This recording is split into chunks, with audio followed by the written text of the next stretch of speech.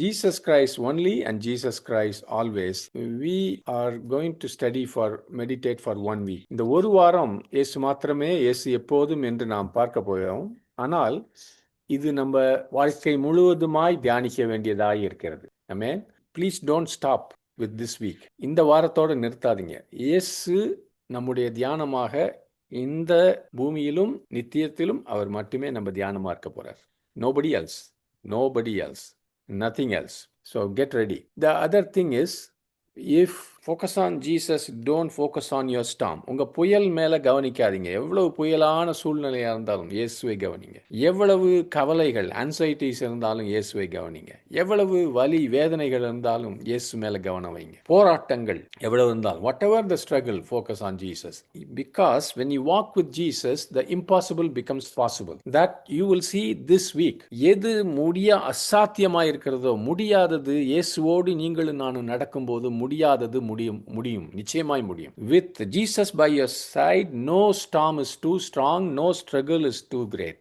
இயேசுவோடு நீங்க இருக்கும்போது எந்த புயலும் உங்களை மேற்கொள்ள முடியாது, எந்த போராட்டமும் உங்களை மேற்கொள்ள முடியாது.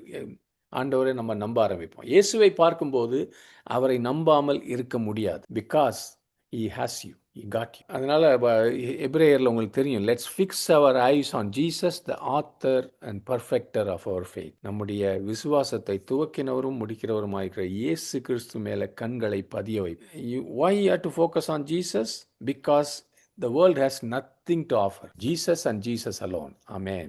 Amen. Amen. So when we focus on Jesus, we are going to learn, Bible says actually in 2 Corinthians, we become more like him. That is another beautiful reason why we should focus on Jesus.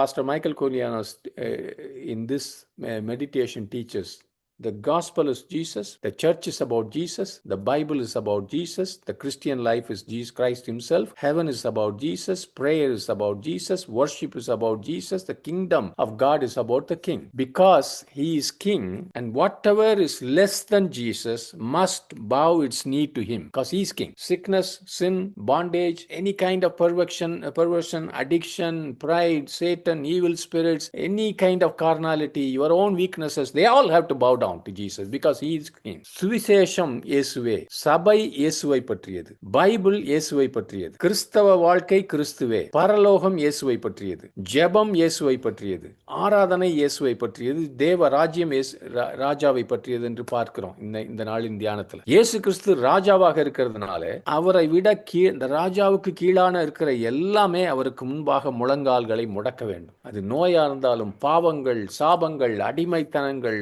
சிதைவு, பெருமை, சாத்தான், பொல்லாத ஆவிகள், மாம்சீகம், நம்ம பலவீனங்கள் எல்லாம் அவருக்கு முன்பாக மண்டியிட வேண்டும். ஆமென். அதுதான் நம்முடைய வாழ்க்கையில அனுபவமா இருக்க போகுது. That will be our experience. When you think of Jesus, when you worship Jesus, when you exalt Jesus, all these have to bow down. நீங்க இயேசுவை கவனிக்கும் போது, இயேசுவை உயர்த்தும் போது, இயேசுவை ஆராதிக்கும் போது இவைகளெல்லாம் அடிபணிய வேண்டும். ஆமென். All the small things will bow down. அப்ப ஒரு கேள்வி இருக்குது, how to focus and meditate on Jesus. ஒரு அருமையான எங்களுக்கு ஒரு சகோதரர் இருக்கார், விக்டர் பெங்களூர்ல. அவர் கேட்டார், எப்படி எப்போ பார்த்தாலும் இயேசுவை யோசிக்கிறது. So I started thinking about it, how to do this. First, find scriptures, because the Bible is about Jesus. Scriptures, Jesus himself said, scriptures talk about me. And then pray in the Holy Spirit, because Holy Spirit always reminds you of Jesus and his teachings. He will explain the scriptures, he will explain who Jesus is.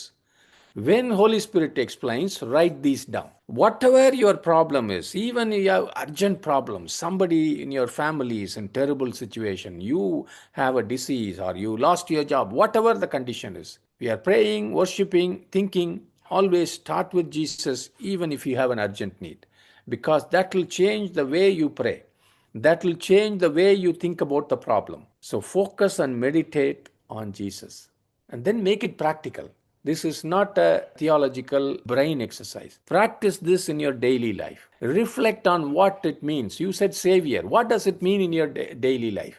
Jesus is Lord. What does it mean in your everyday life? இதை கவனம் செலுத்தி, இயேசுவை கவனம் செலுத்தி தொடர்ந்து தியானிப்பது எப்படி? அதற்கு ஏற்ற வசனங்களை கண்டுபிடிங்க.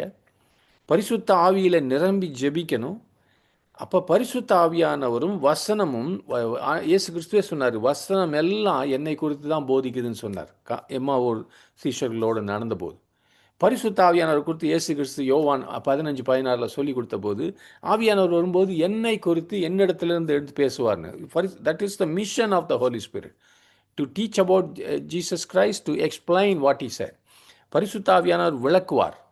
அவர் உங்களுக்கு விளக்கி சொல்லும்போது அவைகளை எழுதி கொள்ளுங்க. அடுத்ததாக எவ்வளவு அவசர தேவைகள், நெருக்கங்கள், பிரச்சனைகள், பாடுகள் இருந்தாலும் உங்கள் ஜெபமும் ஆராதனையும் எப்பொழுதும் உங்கள் சிந்தனைகளும் இயேசுவிலிருந்து தொடங்கட்டும். இயேசுவிலிருந்து உங்கள் சிந்தனைகள் தொடங்கும் போது உங்கள் பிரச்சனைகளை குறித்து நீங்கள் யோசிக்கிறது மாறும்.